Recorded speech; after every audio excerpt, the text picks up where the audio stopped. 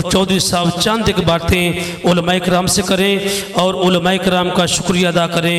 मोहतरम जनाब चौधरी यासर रफ़ीक साहब जो कि तरबिया फाउंडेशन के जिम्मेदार हैं।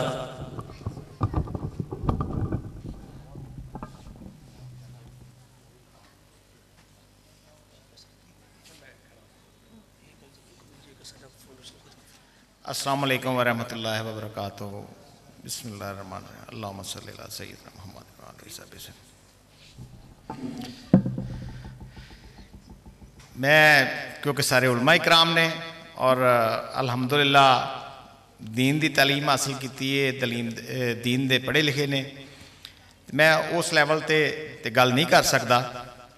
लेकिन जिस तरह शेख ने कहा कि क्योंकि असी कारोबारी लिहाज नाल थोड़ा जहा कारोबारी तलक है, लेकिन कुछ वजूहात की वजह तो असी इधर आए और वो वजूहात ये सन कि साडा ज़रई मुल्क है और कुछ दोस्त क्योंकि नवे ने, कुछ दोस्त पहले ही साडे नाल मुंसलिक ने, अल्हम्दुलिल्लाह पहले साडे प्रोग्राम अटेंड कर चुके ने तो उन्होंने इस गल का पता। लेकिन नवे दोस्तों वास्ते मैं मुख्तसर जिहा दसना चाहांगा, मैं ज़्यादा टाइम नहीं लवांगा कि असी मई जून च कोशिश की कि लोगों का पता करिए कि उशर कितना देंदे ने। मैं मुख्तसर करके दसना कि जो एक सर्वे किया तो उहदे विच पता चलिया कि 5 वक्त के नमाजी बाद जमात नमाज पढ़ने वाले तो उन्होंने उशर का पता नहीं सी। उशर के लफज से उन्होंने कहा जी उशर होंदा की है। हलाल तैयब के बारे जो उन्होंने बोतल का सवाल किया तो उन्होंने कहा जी जिन्नियां लभ जान दिन तो पी लेंगे हैं। हालांकि बोतल बहुत ज़्यादा नुकसानदेह और पिंडा जगह लस्सी या शक्कर का शरबत चलता सी, उनकी जगह बोतलों ने ले ली।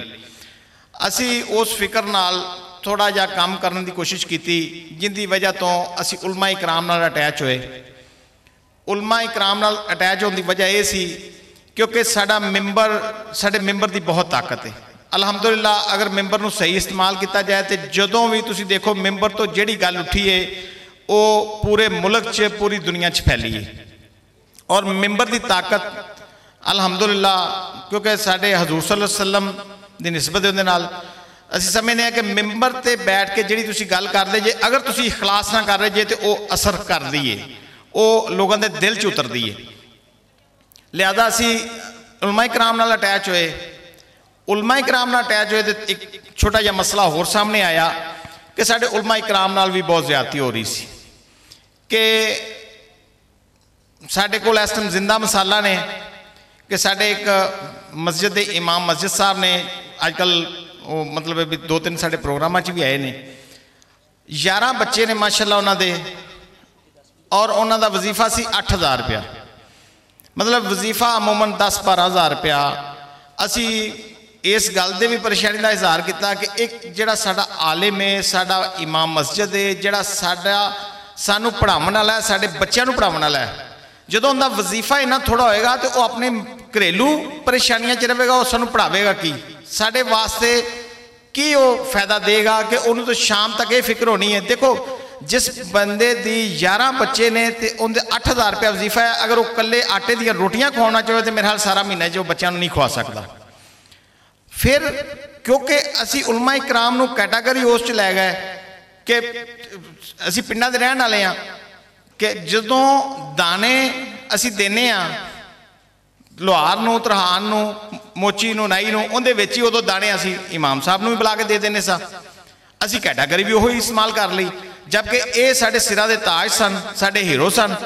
इन्हां दी सानूं इज्जत करनी चाहिए सी। इन्हां दा एक मुकाम, अच्छा मुकाम तां ही बनदा सी कि इन्हां दे घरेलू हालात अच्छे हुंदे, वो अपनी गल सही तरीके नाल कर सकदे। हुण हुंदा की है कि इमाम साहब बेचारे घरेलू मुश्किलात ने, वो जदों किसी वेले जांदे ने वो पहले सोच लैंदा उहदे बारे कि मौलवी साहब हुण मंगण आ गए होणगे, तो वो बेचारा करे की।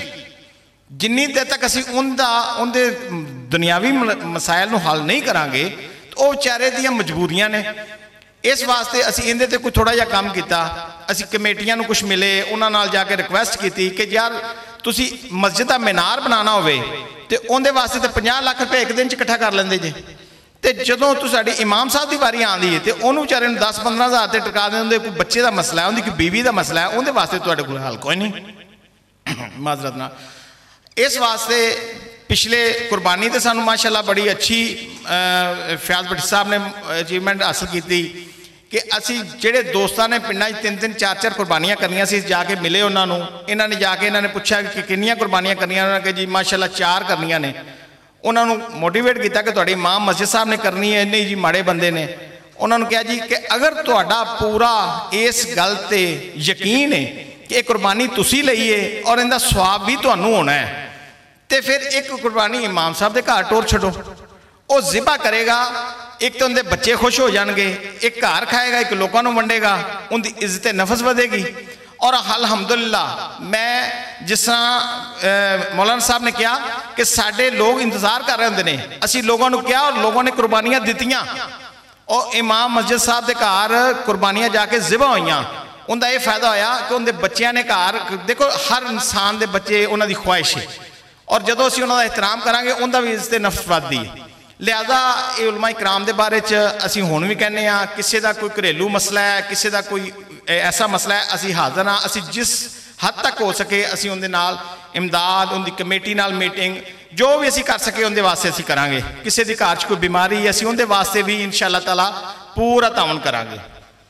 दूसरी तीसरी गल हलाल ते तैयब दी वो माशाअल्लाह बड़ी वजाहत नाल दसी मौलाना साहब ने कि असी कोशिश करिए क्योंकि उलमा इकराम ने अज तक तैयब ते इन्ना जोर नहीं दिता इहदे मैं उलमा इकराम की गलती नहीं गिनता कि उन्होंने कोई जानबूझ के किया है लेकिन क्योंकि अज तो 20-25 साल 30 साल पिछे चले जाओ तो सब कुछ तैयब सी सिर्फ हलाल का दसना पैंदा सी लेकिन हुण क्योंकि साडे अंदर चीज़ां ही इन्नियां इन हो गई ने डब्बे दे जूस बोतलां बर्गर शवारमे मिठाइयाँ मैं कहना कि इन्हां तो बचिए इन्हां कोशिश करिए कि असी इन्हां तो जिस हद तक अवॉइड कर सकीए करिए असी तैयब खाने खाइए जिहड़े साडे वास्ते गज़ा साडे सेहत वास्ते बेहतर है। देखो एक सेब है या एक अमरूद है अगर उन्होंने तुसी दुकान तो लेंदे जे तो हलाल भी है तो तैयब भी है लेकिन उन्होंने 4-5 दिन प्यार रहते हो तो उस बाद हलाल तो है किसी भी उलमा इकराम हाल है ना हलाल तो है लेकिन वो तैयब नहीं। इस तरह मैं कहना कि तुसी किसी रिश्तेदार के घर जाते जे तुसी अपने किसी भैन के घर जाते जे किसी भाई के घर जाते जे तो सानू आदत बनी अजकल मिठाई की दुकान पर गए उतों 2 किलो मिठाई चुकी लै गए जाके की कहने लै भैने ए मैं बीमारी का डब्बा लैके आया तू आप भी खा तो अपने बच्चों भी खवा जबकि इनका मुतबादल बहुत अच्छा है। असी जाते सुन्नते रसूल खजूर खाना जाते किसी जगह तो 2 किलो खजूर लवो तो उस मिठाई ना सस्तियां भी मिलनगियां अगर वो साड़ी भैन माड़ी है तो उनके कोई 4-5 दिन भी अच्छे गुजर जाएंगे तुसी शाम को अगर कलियां 5-6 खजूर खा के पानी का गिलास भी पी लो तो रात का खाना तुहाडा बच जाता है।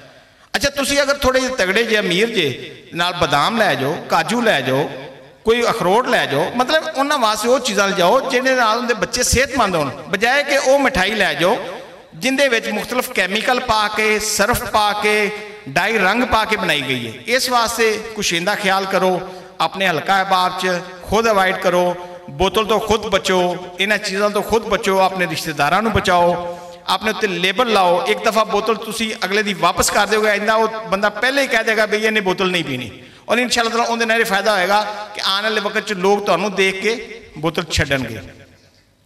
बाकी एक अजकल असी तजवीज़ का कारी अब्दुल मन्नान साहब हरम पाक तो आए ने असी वो क्लासां करवा रहे हैं इत्थे खुडियां भी पहले क्लासां हो चुकी ने अजकल कसूर च हो रही ने उमरे ते गए सी वापस आ गए ने फिर इंशाअल्लाह ताला इत्थे क्लासां दे रहे हैं वो भी उलमा इकराम वास्ते कि बच्चों को कायदा जल्दी तो जल्दी पढ़ा सकीए। अलहमदुलिल्लाह इत्थे क्लासां आउणगियां जिहड़े साडे दोस्त इत्थे मौजूद ने तुहानू इतलाह करनगे। एक आखिरी गल मैं जिन करके तो उस तो बाद अपनी एक गल खत्म करना कि कुछ लोगों के साडे तो तहफ़्फ़ुज़ात ने और मैं ये अज पहले भी पैगाम दिता सी अज भी दे रहा एक तो असी ज़कात उशर इकट्ठा नहीं करते साडे कुछ दोस्त वजीफे ते ने वो सिर्फ दसन वास्ते जाते हैं इकट्ठा नहीं करते वो सिर्फ लोगों को इतलाह करते हैं। जिस तरह मौलाना साहब ने कहा असी जिहड़े एक साडी ईमान हर बंदे च मौजूद है लेकिन वो बाज़ ईमान की कैफियत वध जाती या घट जाती है और उन्होंने तुसी जदों थोड़ा जिहा जगांदे जे तो वो अलहमदुलिल्लाह क्योंकि असी मुसलमान हाँ साडा ईमान जाग जाता है असी उस कोशिश कर रहे हैं कि उन्होंने थोड़ा जिहा अप कर दईए और उनके वास्ते कुछ दोस्तों के साढ़े नाल ये मतलब है भी आवाम है उन्होंने ये जी खर्च कितों करते हैं, ये कर किस तरह रहे ने।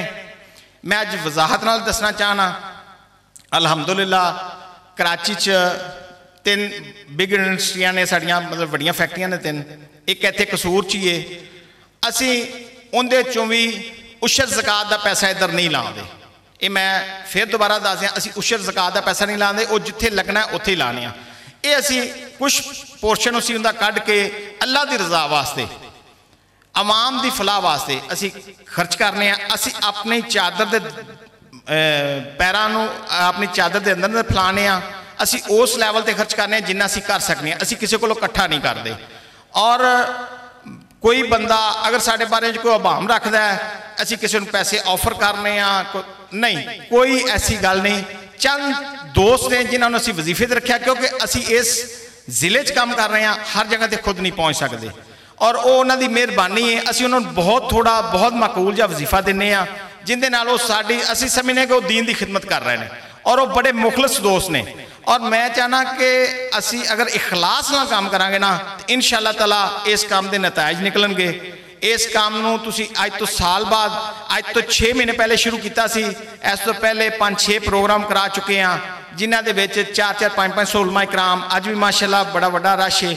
और सिर्फ असी की चाहते हैं कि असी साडा मुआशरा ठीक हो जाए। असी पाकिस्तान नूं इस्लाम का किला कहा जाता है, तो किले दी दीवारां कदी मजबूत नहीं होंदियां, वो किले च रहने वाले मजबूत होंदे ने। अगर असी बीमार हाँ, तुसी एक अंदाज़ा कर लो कि पिछले दिनों एक पैनाडोल बंद हुई तो साडा अद्धा पाकिस्तान परेशान सी, पैनाडोल नहीं लभदी पई।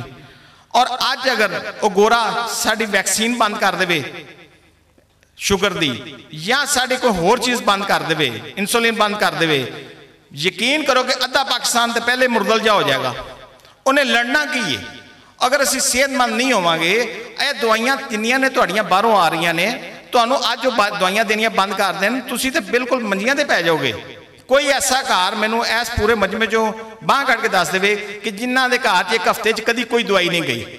महीना तो बहुत दूर की गल है, बल्कि कई घर तो रूटीन की रोज़ की दवाई है। इस वास्ते भाईजान तैयब खाओ, हलाल तो असी खाना ही खाना है। और दूसरी गल है कि उशर के बारे अपने जिमीदार भाइयों को बकायदा दसो।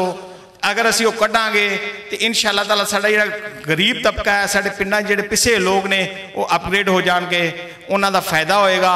और साडा हलाल कमाया हुआ रिज़क पाक हो जाएगा, क्योंकि हलाल कमाना सिर्फ कमाल नहीं, उस बाद उन्हें पाक भी करना है। उस बाद को अल्लाह वास्ते नजर न्याज कर रही है, वो तुहाडा एक स्वाब है। लेकिन जिहड़ा हक है साडे ते, वो लाजमी दिओ। मेरी इस गल का इंशाअल्लाह ताला मैं समझना कि जो मेरा मकसद सी बयान करने का वो मैं कर चुकिया, और सारे दोस्तों को समझ भी आ गया होगा। अगर फिर भी किसी बंदे का सवाल होवे, मैं इत्थे मौजूद हाँ, मेरे नाल कर सकता है। जज़ाकल्लाह खैर। अस्सलाम वालेकुम।